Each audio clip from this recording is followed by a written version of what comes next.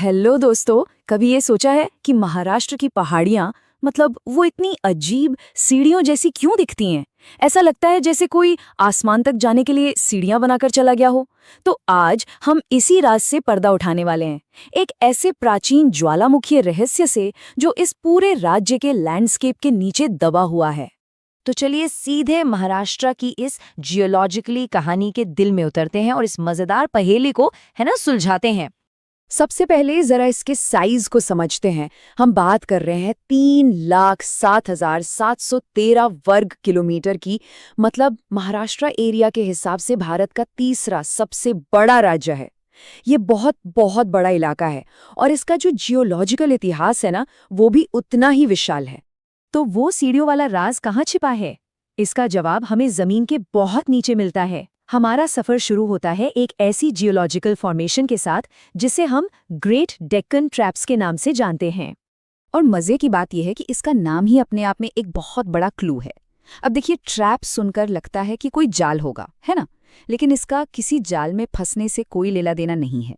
ये शब्द असल में स्वीडिश शब्द ट्रैपा से आया है और ट्रैपा का मतलब होता है सीढ़ी। तो देखिए, नाम में ही पूरे लैंडस्केप का राज छिपा है। और ये देखिए, असल में ये ऐसा ही दिखता है। जरा इन अलग अलग लेयर्स को देखिए। बिल्कुल ऐसा लगता है ना जैसे किसी जायंट ने पहाड़ को काट काट कर एक बहुत बड़ी सीढ़ी बना दी हो। बस यही है डेक्कन ट्रैप्स की असली पहचान। तो अब जरा करोड़ों साल पहले चलते हैं। सोचिए, जमीन में बड़ी बड़ी दरारें खुल गईं।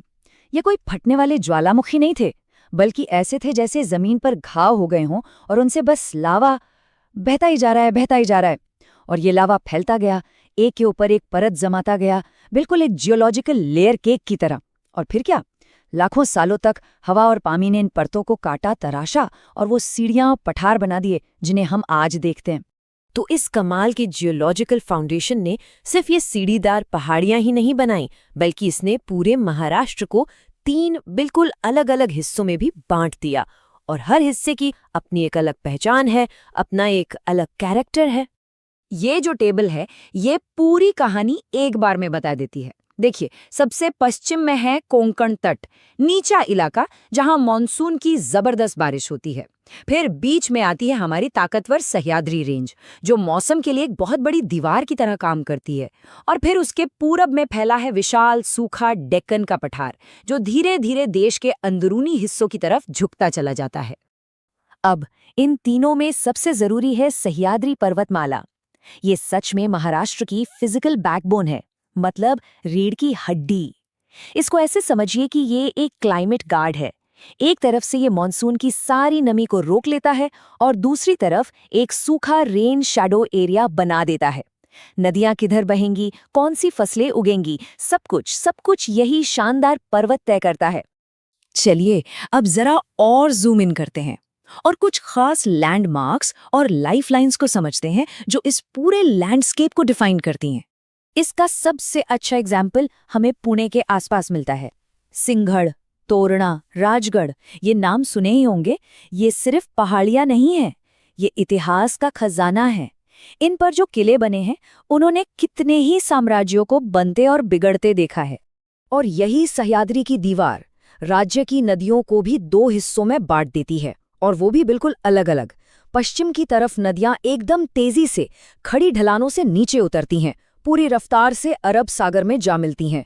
और पूरब की तरफ नदियां बड़े आराम से धीरे धीरे पठार पर बहती हैं और अपने साथ चौड़ी उपजाऊ घाटियां बनाती हैं, जहां सदियों से सभ्यताएं फलती फूलती आई हैं।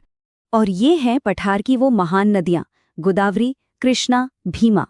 ये सिर्फ पानी के स्रोत नहीं हैं, ये इस पूरे रीजन की लाइफलाइंस हैं, नसें हैं। हजारों सालों से इन्होंने ही जमीन को आकार दिया है और यहाँ जिंदगी और खेती को पाला पोसा है। तो अब सवाल ये उठता है कि हम ये सब क्यों पढ़ रहे हैं?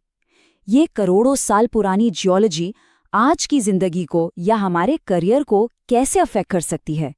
तो देखिए, जो लोग एमपीएससी जैसी कॉम्पिटिटिव एग्जाम्स की तैयारी कर रहे हैं, उनके लिए ज्योग्राफी सिर्फ जनरल नॉलेज नहीं है।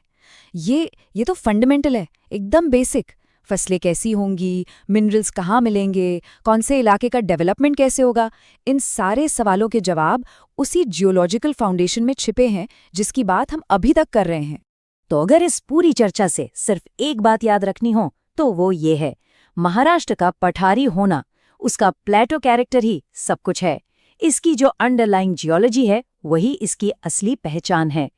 और ये हमें एक बहुत ही मजेदार सवाल पर लाकर छोड़ता है। सोचिए जरा, 6 करोड़ साल पहले बहा हुआ लावा आज भी ये कैसे तय कर सकता है कि शहर कहाँ बसेंगे, किसान खेतों में क्या उगाएंगे और 21वीं सदी के महाराष्ट्र में पानी का बहाव कैसा होगा। मतलब जो जियोलॉजिकल पास्ट है वो कभी गुजरता नहीं है, वो तो हमेशा हमारे पैरों के ठीक नीचे